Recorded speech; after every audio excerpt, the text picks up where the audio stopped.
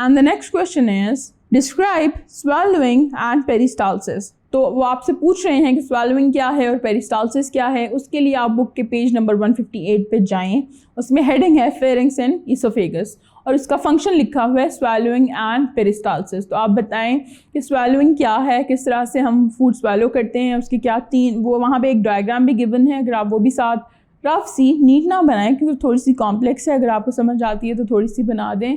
Swallowing का बता दें कि किस तरह से होती है और किस तरह से जो है वो सॉफ्ट पैलेट मूव करता है, किस तरह से एपिग्लॉटिस जो है वो आपकी ट्रैकियो को ब्लॉक करता है, आपका नेज़ल पैसेज जो है वो सॉफ्ट पैलेट से ब्लॉक होता है और फिर फूड अंदर जाता है ताकि वो इधर उधर ना चला जाए और सिर्फ आपके फूड पाइप में जाए या ईसोफेगस में जाए।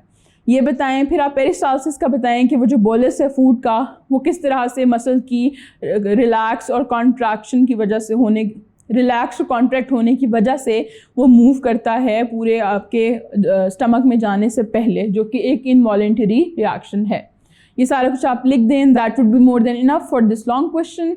और अगर आप फर्दर समझना चाहते हैं स्वॉलोइंग और पेरिस्टाल्सिस के मैकेनिज्म्स को तो you can watch my videos of chapter 8 at tutoria.pk।